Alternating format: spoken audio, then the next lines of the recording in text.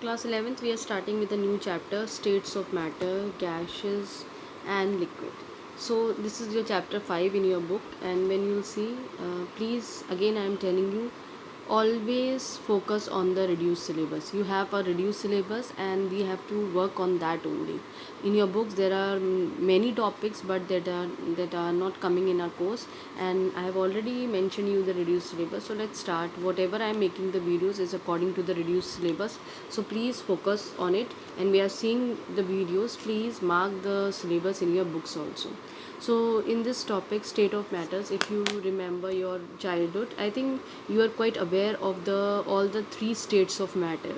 Like a particular substances have they can exist in liquid state, solid states, as well as your gaseous states. You are aware of it, when they are coming in the solid state, when they are coming in the liquid or the gaseous state. But all these conditions or the states that a particular substance shows is depending on the different conditions of the temperature. It's not like that at 0 degree centigrade you will get solid, liquid.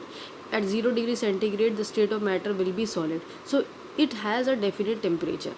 Each and every state of matter, whether it is solid or it is liquid or it is gas, right, or the gaseous or gas states, so they all exist in different state of matters on different conditions of temperature and pressure. So like that solid, if a particular, if you take an example of water, so water may, when you are you're freezing it at, or you are solidifying it at 0 degree temperature, so it's become solid state.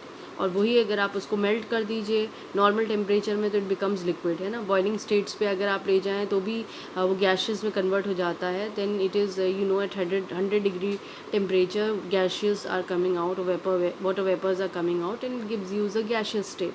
So this condition is aware of I think each one of us know about these conditions, but you have to keep it in mind whenever a substance is changing to solid state or liquid state or gaseous state, there is a condition, and that conditions are either depending on the temperature or pressure temperature both. ठीक है, इन पे based करते हैं. So one thing you have to remember. अब हम temperature की बात भी हमने बात करी कि these states of matters are coming on the different conditions like temperature and pressure. So when the temperature at which these states of substance exist together, ठीक है ना, so that point is known as tri point. ये triple point. तो ये triple point क्या होता है? This will not ask, but I am just giving you an idea that the temperature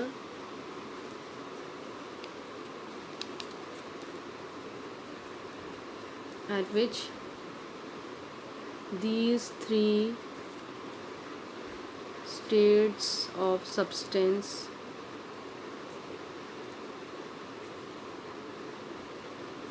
exist together is called your triple point. ठीक है ना. So please remember that these different, you are getting a different state of matters and they give you different physical properties also for the substances. So अगर हम कोई भी substance अगर हम उठा के देखें और हम उसको उन सब की अलग physical property, भी water है, water की अलग physical property होगी, और solid state में अगर water है, ice की, उसकी अलग की. तो basically क्या है कि they have the different physical properties. Different substates of matters have different physical properties. Why this is arising? क्यों ऐसा हो रहा है कि इनका मतलब डिफरेंट. अब वाटर है, वाटर को आप फ्रीज कर दिए, सॉलिड में कन्वर्ट है, वो सॉलिड स्टेट में आ गया है, ठीक है, उसकी फिजिकल स्टेट बदल चुकी है, वो सॉलिड स्टेट में. मेल्ट कर दो, लिक्विड स्टेट में आ गया है. तो their physical states are, the physical properties are changing, है ना. तो ये why this is happening, what is the reason behind that कि they are showing you different physical properties. हमने कहा कि कोई सब्सटेंस है, वो अलग अलग, है ना, अलग अलग स्टेट ऑफ मैटर्स में अलग अलग फिजिकल प्रॉपर्टी शो कर रहा है. तो क्या रीज़न है उसके पीछे? What is the reason behind that? The reason behind that कि they are showing these different state of matter shows different physical properties. This is because of difference in the intermolecular force of attraction. ठीक है, एक general idea हम ले लेते हैं, हमें ये पढ़ना नहीं है, फिर भी एक जनरल आइडिया ले लेते हैं कि भाई वो इंटरमोलिकुलर, भाई जाहिर सी बात है, if you see that this is your solid, ठीक है, ये एटम्स हैं इसके, बहुत पास पास होते हैं इसके, ठीक। और ये आपका लिक्विड है, इसके देखिए पार्टिकल्स जो हैं गैस के वो कम भी हैं और दूर दूर हैं। तो इनके बीच में क्या है, you are knowing that term you have seen, intermolecular force of attraction, ठीक है। इन सब के अलग अलग हैं, ये आप ये क्लास 8th में भी आपने ये अंडरस्टैंड करा है, inter molecular force of attraction, सबके फ़र्क पड़ते हैं ना। इधर बहुत स्ट्रांगली लग रहा है, इधर लेस देन सॉलिड लग रहा है, और यहाँ पे बहुत ही कम लग रहा है ना। तो इसकी वजह से क्या हो रहा है, इनकी फिजिकल स्टेट्स बदल जा रही हैं भाई, डेंसिटी बदल जा रही है, कंप्रेसिबिलिटी बदल जा रही है, ये वॉल्यूम बदल गया है इनका इनका अगर आप देखें मास इनका वॉल्यूम बदल गया है, शेप बदल गया है ना, चीज़ें बदल गई हैं। तो सिर्फ कौन which is responsible for that changing all these physical properties, that is intermolecular force of attraction. भाई एक जनरल आइडिया ले रहे हैं कि intermolecular force of attraction is very strong in solid cases, ठीक है। और जिसकी वजह से क्या है, डेंसिटी भी इनकी बहुत ज़्यादा होती है, ठीक है। लिक्विड की कंडीशन देखें, इंटरमॉलिकुलर फोर्स ऑफ अट्रैक्शन कम है, डेंसिटी भी कम है, नंबर ऑफ पार्टिकल्स भी इसके कम है ना, और फोर्स ऑफ अट्रैक्शन भी इधर कम लग रहा है। और भाई शेप क्या है, शेप भी ये कंटेनर का ले लेता है, इनकी तो अपनी एग्जैक्ट शेप होता है। गैस का भी यही है कि नंबर ऑफ पार्टिकल्स कम है, तो क्या इंटरमॉलिकुलर फोर्स ऑफ अट्रैक्शन भी क्या है, बहुत लेस है, और डेंसिटी भी कम है, नंबर ऑफ पार्टिकल्स कम है, ठीक है। अब शेप भी मालूम है, ये भी है ना भाई, बैलून में भरूँ तो बैलून का शेप ले लेता है, तो डेफिनेट नहीं है। तो these things are, I am just giving you an idea to understand this कि what do you mean by physical properties of a substance and why it is different, because of this intermolecular force of attraction is responsible for a particular substance to shows different physical properties in different states. Are you getting my point. अब देखो water है, water ही अपना जो state of matter है बदल दे रहा है, कभी सॉलिड में कन्वर्ट हो जाएगा, लिक्विड में कन्वर्ट हो जा रहा है, कभी गैशियस कंडीशन में कन्वर्ट हो जाता है। तो सोचो अलग अलग उसमें भी उसकी फिजिकल प्रॉपर्टी, अगर वो फॉर्म बदल रहा है अपना, तो फिजिकल प्रॉपर्टी भी बदल रही है। तो कौन रिस्पॉन्सिबल है, who is responsible, this intermolecular force of attraction is responsible to change the different physical properties of a substance in different states. Are you getting my point? Now we have to focus these intermolecular forces. You have understood this part, general idea, class 9 10th में भी आप देख चुके हैं, but now it is a broader form. We have to focus all the intermolecular force of attractions, which we are also calling it as van der Waals forces. Now this thing intermolecular force जो भी हमने बात करी, and it's also known as van der Waals forces, that we will see that what are these intermolecular forces. These are the force of attractions and repulsions which exist among the molecules of a substance. जैसे अगर आपके पास एक substance मैंने दिया रखा है, तो उसके अंदर जाहिर सी बातें हैं molecules होंगे, ठीक है। अब ये मॉलिक्यूल्स जो हैं ये क्या एग्जिस्ट कर रहे हैं, अभी आपने देखा है फोर्स ऑफ अट्रैक्शन, ठीक है। अब ये ज़रूरी नहीं है कि हमेशा पर्टिकुलर सब्सटेंस में जो इंटरमॉलिकुलर फोर्स ऑफ अट्रैक्शन है वो मतलब या आप जो कह रहे हैं कि इंटरमॉलिकुलर फोर्स में सिर्फ अट्रैक्शन ही लग रहा है, ठीक है। अट्रैक्शन भी रहता है और रिपल्शन भी, दोनों को आपको इन्हें कंट्रीब्यूट करना है, क्योंकि पार्टिकल्स क्या है, अट्रैक्शन भी कर रहे हैं और साथ में आपका रिपल्शन भी कर रहे हैं। Please don't get confuse between the electrostatic force of attraction, ठीक है। बच्चे कंफ्यूज हो जाते हैं कि इलेक्ट्रोस्टैटिक फोर्स ऑफ अट्रैक्शन और ये जो मतलब मॉलिक्यूल्स के बीच में जो वो इंटरमॉलिकुलर फोर्स ऑफ अट्रैक्शन लग रहा है या इंटरमॉलिकुलर फोर्स ऑफ रिपल्शन लग रहा है, वो सेम है, फ़र्क है। इलेक्ट्रोस्टैटिक फोर्स ऑफ अट्रैक्शन और याद हो तो मैंने NaCl लिया था और ये आयंस थे, इन दोनों के बीच में जब ये सॉलिड स्टेट में कंबाइंड है तो ये आयंस एक दूसरे से जुड़े हुए हैं bye means of electrostatic force of attraction. ये चीज़ है, यहाँ पे ये काउंट नहीं हो रहा है, ठीक है। यहाँ मॉलिक्यूल्स की बात है, these are ions, this electrostatic force of attraction is exist between, you can say, between these ions, ठीक है, and not in this molecule. but हम जो force of attraction की बातें कर रहे हैं, we are talking about the molecules of a substance. एक substance में जो molecules हैं उनमें force intermolecular force of attraction या intermolecular force of repulsion लग रहा है, ठीक है। So that contributes intermolecular forces. Are you getting my point. The intermolecular forces नाम से ही पता चल रहा है, दो मॉलिक्यूल्स के बीच में जो फोर्स लग रहा है वो, अब वो फोर्स ऑफ अट्रैक्शन भी लग सकता है और फोर्स ऑफ रिपल्शन भी लग सकता है, ठीक है। Now what is the point arises, अब इसमें क्या कॉन्ट्रीब्यूशन होता है, एक छोटी छोटी बातें देते हैं। जैसे सपोज करो किसी पर्टिकुलर मॉलिक्यूल, जैसे ये सॉलिड स्टेट है, ठीक है, अगर मानते हैं इसको और पास बना लेना, तो अगर हम सॉलिड का एग्जाम्पल ले लेते हैं, अच्छी तरह से देखते हैं. Now this thing you have to remember that greater the strength of intermolecular forces higher will be the boiling and the melting point. Understood है ना, कि अब तो क्लियर हो ही गया होगा कि भाई आप उस इंटरमॉलिक्यूलर फोर्सेस को अगर आप ब्रेक करोगे तो आपको बॉइलिंग पॉइंट भी आपका ज़्यादा होगा, मेल्टिंग पॉइंट भी ज़्यादा होगा. Now in our course these forces are of 5 types which you have to remember. I am writing down, so please remember it. These 5s are there: dispersion or London force,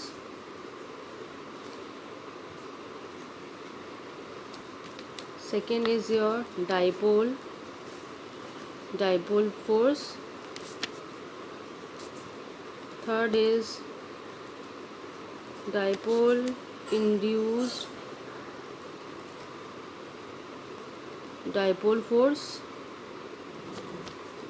we also call as Debye forces. Fourth is your ion induced dipole forces.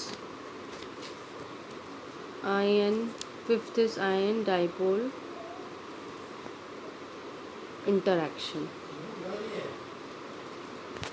Now next is dispersion और London forces. ठीक है, तो इसको हम detail में पढ़ेंगे. जैसे first of all you have to understand कि व्हाट वी आर फोकसिंग. जैसे for example non polar substances. Non polar substances आपको पता है ना, नॉन पोलर सब्सटेंसेस कौन से होते हैं. जैसे Cl2 है, आपका H2 है, O2 है, CH4 है ना, ये लोग नॉन पोलर्स की कैटेगरी में आते हैं. नॉन पोलर्स वो होते हैं जो कि आयंस नहीं देते हैं आपके, ठीक है ना, there is no separation of ions are there. तो ये लोग क्या इंटरैक्शन, जो इंटरमॉलिक्यूलर अट्रैक्शन होगा इनके बीच में एक्सपीरियंस करेगा. ठीक है, अब बेसिकली क्या होता है कि ये जो नॉन पोलर्स आपके मॉलिक्यूल्स हैं, तो they also poses bye Cl2 है. ठीक है, इसमें अब काफ़ी, अब Cl2 अगर गैस भरी हुई है तो इट मे बी कंटेन्स, मतलब it will be containing many Cl2 molecules. तो इन सब के बीच में क्या होगा, इंटरैक्शन होगा. अब अब क्या है, इंटरमॉलिक्यूलर अट्रैक्शन इसमें एग्जिस्ट कर रहा है. तो अब बेसिकली क्या है कि because these you can condense them to liquid and then you can solidified when they cooled at to a very low temperature. Means I want to say that कि basically what happens, these substances they have a tendency that you can condense them to the liquid form also. ठीक है, तो आप इनको liquid में convert कर लेते हैं, और अगर आप इसको ठंडा करेंगे, कूल करेंगे वेरी लो टेम्परेचर में, तो ये सॉलिडिफाइड हो जाते हैं. ठीक है, अब जैसे for examples, for cases of liquids and solids, attractions इनकी पार्टिकल्स में आपको पता है कि होता है ना, जो लिक्विड में भी है और सॉलिड में भी. क्योंकि अभी आपने देखा कि आप जैसे इनके मॉलिक्यूल्स को आपने क्या करा, इनको आपने कंडेंस कर दिया, लिक्विड बना दिया, और लिक्विड बनाने के बाद आप इनको कूल कर दीजिए लो टेम्परेचर में, तो ये अपने सॉलिडिफाइड हो जाते हैं. तो चाहे ये लिक्विड की कंडीशन में हो, चाहे ये सॉलिड की कंडीशन में हो, definitely these they have the attraction forces between them, और ये एक दूसरे को इसी वजह से ये अपने आप को क्या कह सकते हैं, होल्ड टुगेदर करते हैं. ठीक है, for example now suppose I have made this 2 atoms. ठीक है, एक एटम ए है और एटम बी है. अब बेसिकली ये जो लंडन फोर्सेस हैं या डिस्पर्जन फोर्सेस हैं, ये कैसे अराइज होता है. अब हुआ क्या कि फॉर अ मोमेंट आपने कोई भी पार्टिकल लिया जहाँ पे क्या है, अनसिमेट्रिकली है वो, और अब वो अनसिमेट्रिकल होने की वजह से कोई मोर नेगेटिव चार्ज वाला उसके पास अप्रोच हुआ. तो अब वो ऑलरेडी अनसिमेट्रिकल था और एक बहुत ज़्यादा मतलब नेगेटिव चार्ज पार्टिकल उसके पास आएगा, तो उसमें क्या हो जाएगा कि वहाँ पे वो डाइपोल जनरेट हो जाएगा. और डाइपोल, वो जो डाइपोल जनरेट होगा वो क्या होगा, इंस्टेंट डाइपोल होगा. ठीक है, अब ऐसे ही आपको पार्टिकल्स जनरेट करें. जैसे अब सपोज करिए एटम ए है, ये एटम बी है. अब आपने इसके पास के एक ज़्यादा नेगेटिव चार्ज वाला आप कह सकते हैं पार्टिकल्स के पास लेके आएंगे, तो इसमें क्या हो जाएगा, डाइपोल जनरेट हो जाएगा. डाइपोल क्या होता है, पॉजिटिव नेगेटिव चार्ज डेवलप हो जाना. अब आप यानी उसी समय एट द मोमेंट आपने जनरेट करा, तो वो क्या चीज़ होगी, इंड्यूस्ड डाइपोल. अब आपने क्या करा, ऐसे आपने जैसे ए में भी कर लिया, ऐसे आपने बी में भी कर लिया. ठीक है, जब इन दोनों में वो डाइपोल जनरेट हो गया जो कैसा था, इंड्यूस्ड डाइपोल, अब ये दोनों क्या करेंगे, आपस में अप्रोच करेंगे.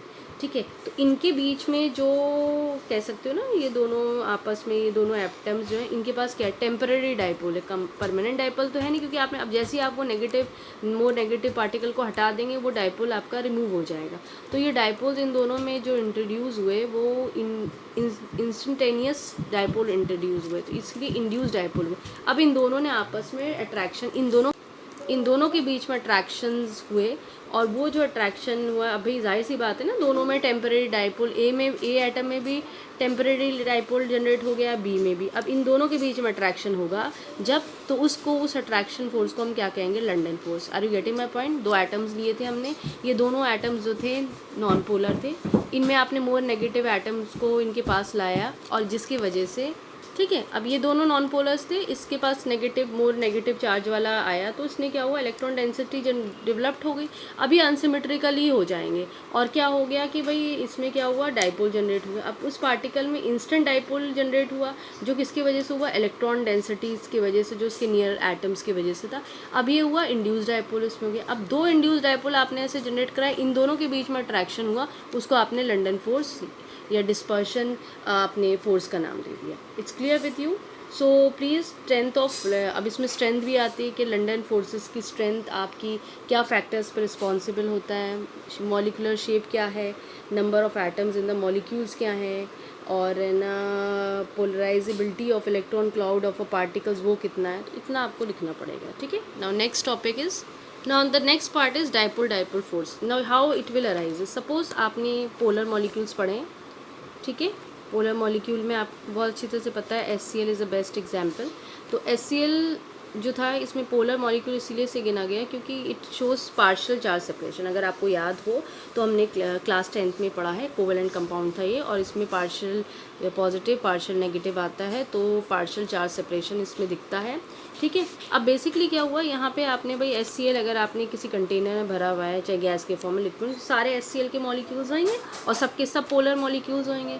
अब यहाँ पे तुम्हें मालूम है कि ऑलरेडी इसमें चार्ज सेपरेशन है जो कि डाइपोल जनरेट कर रहा है, ये केमिकल बॉन्डिंग्स में भी I have already mention you. तो बेसिकली क्या हुआ, फोर्स ऑफ अट्रैक्शन लगेगा इन पोलर मॉलिक्यूल्स। अब इसी के अंदर काफ़ी HCl मॉलिक्यूल है, तो इन दोनों के बीच में क्या लगेगा, फोर्स ऑफ अट्रैक्शन लगेगा।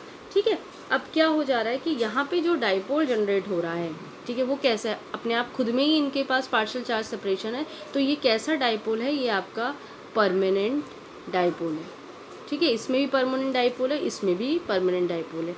अब जब कोई मॉलिक्यूल जिनमें परमानेंट डाइपोल होते हैं, जब वो आपस में अट्रैक्शन करते हैं, है ना, अट्रैक्ट्स द नेगेटिव साइड, तो वो कंडीशन में जो आप कह सकते हो, जो the attractive forces arises, that is known as dipole dipole interaction. ठीक है, मेरी बात समझे। अब देखो, ये पॉजिटिव हैंड है इसका, तो ये नेगेटिव वाले हैंड से अट्रैक्ट करेगा, दोनों परमानेंट डाइपोल्स हैं, और ये इसका पॉजिटिव, इसके नेगेटिव से इधर अट्रैक्शन फोर्स लग रहा है, तो ये आपका कैसा आपका फोर्स हुआ, डाइपोल डाइपोल फोर्स, और ये डाइपोल डाइपोल इंटरैक्शन। ठीक है।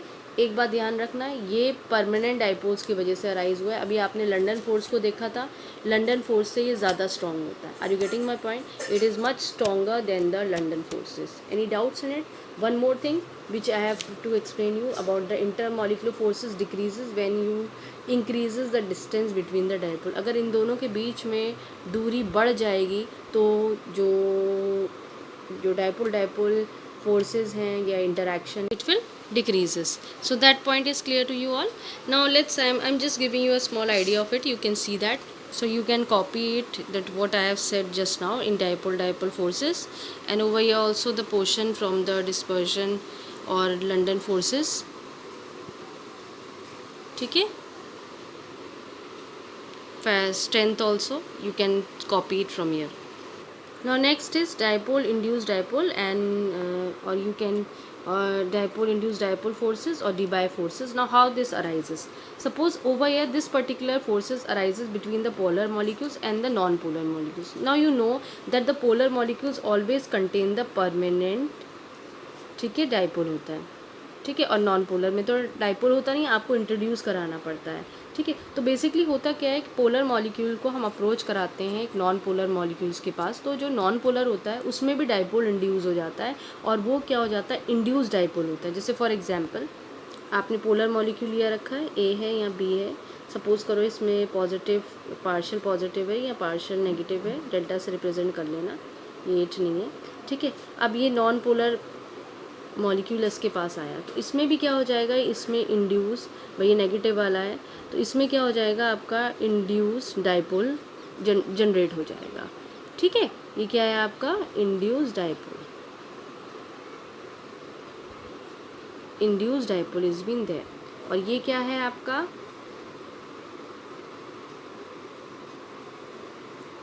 ये आपका परमानेंट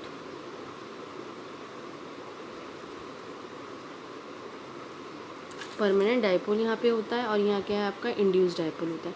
तो इस कंडीशन में आपके पास जो है, इसमें जो ये नॉन पोलर था ना आपका, नॉन पोलर मॉलिक्यूल भी क्या हो जाएगा, उसमें डाइपोल जनरेट हो गया, और वो क्या है इंड्यूस डाइपोल आपके पास आ चुका है। तो I think this is clear to you. So the attractive force is been operating between what, polar molecule which is having a permanent dipole and a non-polar molecule in which no permanent dipole is been there। तो आपने क्या करा, एक non polar molecule को भी आपने क्या करा, उसमें भी डाइपोल जनरेट करा दिया।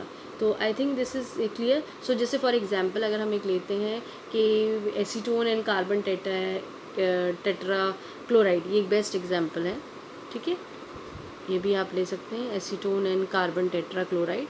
तो इन दोनों में आप है ना आराम से अपना इंड्यूस यही डाइपोल, इंड्यूस डाइपोल फोर्सेस ये एक्सपीरियंस करता है, ठीक है। ये फैक्टर्स इसमें भी जो ये आपका डाइपोल और इंड्यूस डाइपोल फोर्सेस है, ये भी काफ़ी फैक्टर्स पे डिपेंड करता है। तो हम वो फैक्टर्स को लेके चलते हैं, थोड़ा सा सिर्फ अपनी एक नॉलेज के लिए रख लेते हैं कि आपका depends on dipole movement of permanent dipole. दूसरा है आपका polarisability of the neutral non polar molecule, ठीक है। इस पे आपको ध्यान देके चलना है। Now next is your point is ion induced dipole forces. अब इसमें आपने क्या करा है, थोड़ा ध्यान दीजिएगा। आयन यानी कोई ऐसा एग्जाम्पल, जैसे आपने आयन यूज़ करा, आयन यही होता है, और इंड्यूस डाइपोल आपने एक ऐसा कह सकते हो जो नियर नॉन पोलर मॉलिक्यूल होगा जिसमें आपने पोलैरिटी इंट्रोड्यूस कराई थी, है ना, तो वही था ना इंड्यूस डाइपोल। तो ये थोड़ा ध्यान देना। तो इन दोनों के बीच में एक आयन और एक इंड्यूस्ड डाइपोल के बीच में, मतलब ऐसा नॉन पोलर, ये इंड्यूस डाइपोल हमेशा याद रखना नॉन पोलर मॉलिक्यूल होगा जिसमें आपने डाइपोल इंट्रोड्यूस कराया था, तो उसको हमने कह दिया इंड्यूस डाइपोल, ठीक है। तो this is arises because of a non polar molecule, उसमें आपने क्या कराया था, डाइपोल इंट्रोड्यूस कराया था ना, अभी मैंने पीछे बताया आपको, तो मैं बार बार रिपीट नहीं कर रही हूँ। तो अब इंटरेक्शन किसके बीच में होगा, एक आयन एंड द यू कैसे कह सकते हो इंड्यूस डाइपोल, ठीक है। इन दोनों के बीच में जो इंटरेक्शन होगा उसको हम क्या कहेंगे, ion induce dipole forces. Means the interaction between an ion and the induced dipole, this interaction is known as your this ion induced dipole forces, ठीक है। तो ये मैंने आपको एग्जांपल बता दिया, बहुत अच्छी चीज़ें हैं। तो स्ट्रेंथ इसकी भी थोड़ा ध्यान रखना कि strength of this interaction also depends on the charge of the ion. जितना स्ट्रॉन्ग अगर आपको लग रहा है फोर्स है, तो वो सिर्फ किसके वजह से, ये आयन्स के केसेस में। अगर नॉन पोलर की बात करें तो नॉन पोलर किस ईज से आपका पोलराइज्ड हो रहा है, भाई ये भी इंपॉर्टेंट है, क्योंकि एक नॉन पोलर है, आप नॉन पोलर में आप डाइपोल इंट्रोड्यूस करा रहे हैं, इंड्यूस करा रहे हैं, तो कितने फास्ट वो अपने आप को एक्सेप्ट करता है कि वो नॉन पोलर से अपने आप को इंड्यूस डाइपोल जनरेट करा ले, वो भी एक इम्पॉर्टेंट बात है, ठीक है ना। तो ये थोड़ा आपको ध्यान दे के चलना है। जैसे यहाँ पे आपने कोई क्लियर हो गई। तो this way is your ion induced dipole forces. Now next is ion dipole interaction. अब नाम जैसा वैसे का, means this interaction is arises because of an ion, ठीक है। और आयन के साथ, आयन कुछ भी हो सकता है, it can be a cation, it can be an anion, remember. एन जो दूसरा होगा वो डाइपोल, यानी ऐसी जिसमें एक पोलर मॉलिक्यूल होगा। यहाँ पे आपको पोलर मॉलिक्यूल की ज़रूरत है जिसमें ऑलरेडी क्या हुआ है, कौन सा डाइपोल होता है, परमानेंट। अब डाइपोल में तो समझ रहे हो ना कि 4 सेपरेशन पार्शियल 4 सेपरेशन नज़र आए। तो यानी फॉर एग्जांपल अगर आयंस की बात हम करें, फॉर एग्जांपल जैसे अगर सपोज़ करो हमने अब आयंस ऐसे तो नहीं मिलेंगे, अब सपोज़ करो NaCl हमारे पास एग्जांपल है, ठीक है, हमने उसको वाटर में डिज़ोल्व करा रखा है, तो उसने हमें रिस्पेक्टिव आयंस दे दिए, ठीक। अब यहाँ ध्यान दीजिए, Na ने आपको ये आयंस दे दिया और वाटर खुद क्या है, पोलर इन नेचर है। You are getting my point. So what is that कि NaCl is dissolve in water, ठीक है। द वाटर इज़ ये वाटर है, तो वाटर इसमें क्या है, एक आपका पोलर मॉलिक्यूल है, ठीक है। और ये क्या है, आयन। तो ये बहुत अच्छा एग्जाम्पल है। अब देखो कैसे इनके बीच में इंटरेक्शन लगे, सपोज करो Na है, ठीक। अब ये क्या है, पॉजिटिव है। अब वाटर में भी तुम्हें मालूम है कि पार्शियल, अगर हम वाटर का, चलो ये देख लेते हैं वाटर का स्ट्रक्चर पहले ज़्यादा अच्छी रहेगा समझें, H और H। तो ये पार्शियल पॉजिटिव है, ये पार्शियल पॉजिटिव है, ऑक्सीजन से कनेक्टेड है, और ये पार्शियल नेगेटिव है, ठीक है। ये कंडीशन है। अब यहाँ पे है, ये वाटर का है, इसको आप कैसे भी लिख सकते हो। अब सपोज़ करो आपने मैं Na आयंस लेती हूँ। अब इनके बीच में कैसे इंटर, मैं 1-2 बता देती हूँ तो आप इंटरेक्शन समझ लीजिए। ये ऑक्सीजन है, क्योंकि देखो ऑक्सीजन नेगेटिव, ये पॉजिटिव है, तो नेगेटिव वाला इसके साथ अटैच हो गया। H है, ये पार्शियल पॉजिटिव, ठीक है। ऐसे ही आप चारों तरफ इसके ऐसी बना दीजिए, ऑक्सीजन है, पार्शियल नेगेटिव है, यहाँ H है, पार्शियल पॉजिटिव है, H है, पार्शियल पॉजिटिव है, ठीक है। क्योंकि ये इसी तरह से आपको चले, मैं 3 बना दे रही हूँ, सारे नहीं बना रही हूँ। तो यू मस्ट अंडरस्टैंड कि this way it's been happening.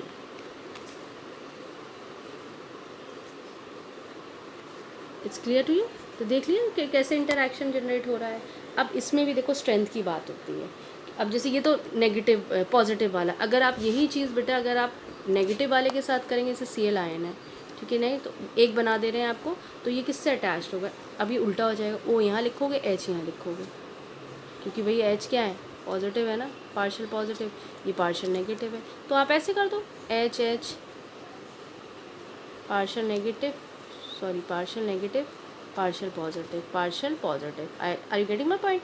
तो 3 बनाए आप, you can make it more also, it's your choice, ठीक है। तो इंटरेक्शन आप देखिए कैसा हो रहा है। अब ये आयन के बीच में, और ये क्या है आपके, एक डाइपोल है, परमानेंट डाइपोल है, जिसमें जनरेट हो रहा है पॉलर मॉलिक्यूल्स में, तो इनके बीच में इंटरेक्शन हो रहा है। अब यहाँ पॉइंट आता है स्ट्रेंथ ऑफ दिस इंटरेक्शन, किसकी कैसे किस पे डिपेंड करेगा। First thing is charge of the ion, second thing is size of the ion, किस पे डिपेंड हो रहा है, charge and size of ion, ये पहला पॉइंट है, ठीक है। स्ट्रेंथ की बात कह रहे हैं, charge and size of the ion, ठीक है, इस पे डिपेंड करता है। The magnitude of the dipole movement and the size of the polar molecule. अब इसको भी भाई, इसकी बात कर दी तो इनको भी तो देखना है, तो इनमें क्या हो जाएगा आपका, मैग्नीट्यूड ऑफ डाइपोल मूवमेंट, ये भी मैं केमिकल बॉन्डिंग में पढ़ा चुकी हूँ, ठीक है, and size of polar molecule, इस पे ये स्ट्रेंथ की बातें हैं, ठीक है। So I think this is clear to you. So what is the case, the interaction that is acting between the ion and the polar molecule, right? The polar molecule should contains the permanent dipole. So this is the best example. So we have covered all the 5 points, and I have just given you an ideas of different interactions that occurs.